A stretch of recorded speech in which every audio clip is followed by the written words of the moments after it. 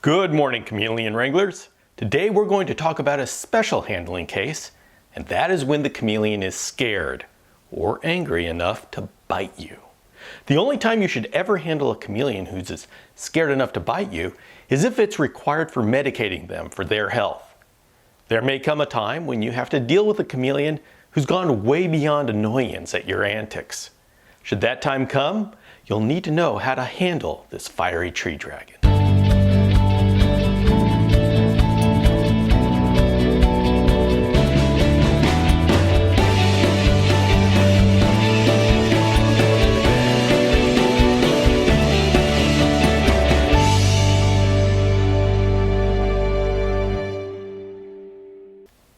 So, you're now having to carry out your veterinarian's medication instructions.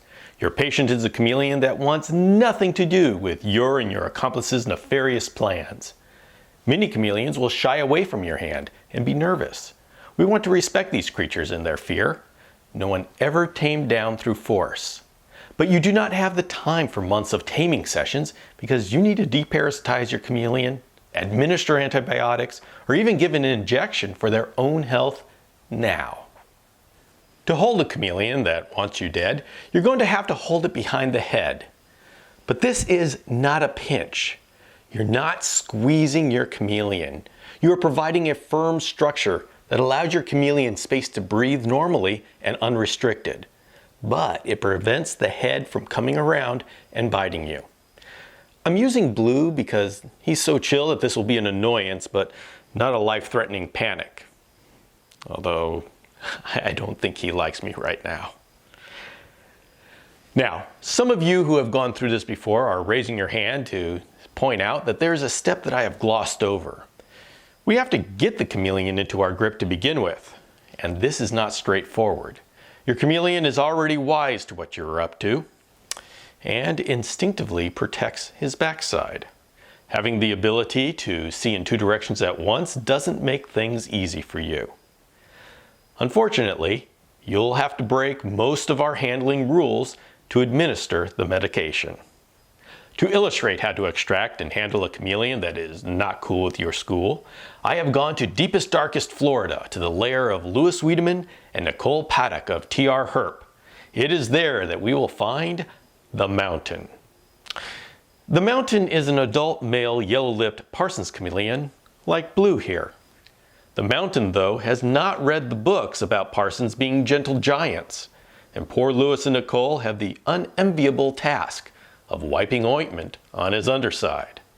They know what they are doing, but I still give odds that the Mountain gets one of them.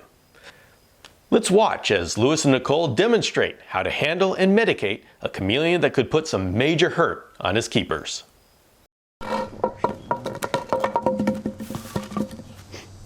What? T.R.Herp Industries. Yeah, right. All right, so let's go. So normally what you want to do is you want to try to get them to crawl onto you without too much assistance. You always kind of scare them from behind. And this way they'll walk forward or backwards. And the idea here is you want to catch their hands before they grab onto anything else. There you go, buddy. So today we're going to review some skin issues he's been having, which requires us to break a few of the sort of general rules of thumb when it goes to handling chameleons. Generally speaking, you never want to go from the top down. As you can see, he's already starting to get a little weary. He's noticing it. And if you do that, that's how other animals attack them. So they get very, very kind of antsy when you do that. But in cases like this, where we have to, so that we can get in under his little armpits and whatnot to check out the state of this infection, we're going to have to kind of grab him like this, very gently behind the head. Gently get those. Oh, you're upset. I know. This is easier without gloves, so I'm going to have to do that now. Come here, buddy. Let's get those paws off. Let's get those paws gripping something that'll hurt. No. Easy. There we go. Come on, buddy. Come on. You don't want to restrain them too much in the sense that like they can't move around. But you got to do it enough. Take that glove off for me so that you can get in to where you need to get into. Now, generally speaking, if they have something to hold on to with their feet, come here, and their tail, they'll grip that really hard. So go ahead and put some stuff on. I think we can just put the stuff on. There's not much. Ointment on him? Yeah, there's not much to pick off. Come on, buddy. You really don't want to bite me. Come on. There we go. Stay away from his mouth because he will bite. Grip. There you go, bud. What you're trying to do too is avoid squeezing too hard. You don't want to really squeeze on his neck too hard. They have very fragile bones. You can actually pop a rib. Come on, buddy. It's okay. I got you. Just sort of preventing him from being able to reach a finger or anything else. I got you, buddy. And you can see how much they hate being held this way. But there's really no other way around it with this situation. Here we go. There you go. Just spread it in there. We'll get in there with the fingers later. Okay, got you, buddy. There we go. Get your tail wrapped around. There you go. Let's get some more right in here.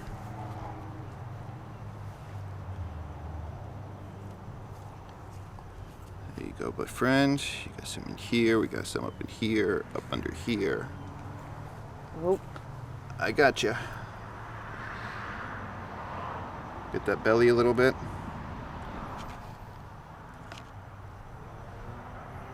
There we go. I got you, buddy. You're good. We're good. Okay. All right, and you'll see now if we just stop it. Let go. You can let go. He's got my finger. Oh. There you go, buddy. It's okay. It's okay. Once they get a branch to walk up onto, generally speaking, they're not going to mess with you anymore. There you go.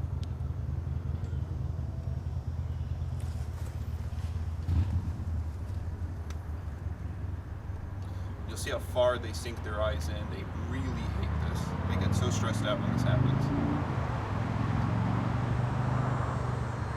But in an hour or two, he'll be thanking us.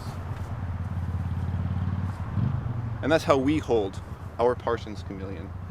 For treatments, you have to give them a once-over or whatever. Normally we're not that aggressive with them. It's just because we really have to get that Silvadine on those little affected areas. But, you know, normally we just let him walk in our hand, take him, move him to wherever we need to, and let him walk back, you know, naturally. He doesn't seem to mind that too much, but sometimes you really kind of have to break the rules and pin them down gently, of course, but just to get into the areas that you need to get into.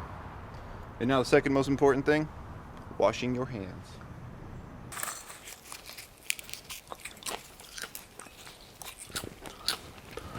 I could watch this forever. One of these times, the mountain's gonna come out on top, I know it. Well, we've been given a good demonstration of how to restrain a difficult chameleon without damaging the chameleon. And yes, I did send Blue to bed. I don't want him influenced by this kind of behavior. Yeah, smaller chameleons, definitely a better, easier Yeah. situation. Larger chameleons, some will probably think that that was way too rough.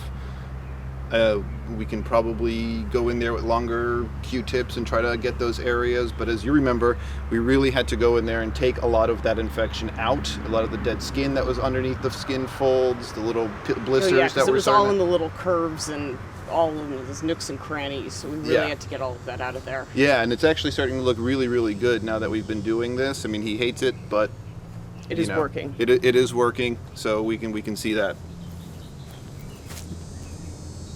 If you are interested in going into more detail on this subject, check out episode 82 of the Chameleon Breeder podcast, Holding an Angry Chameleon.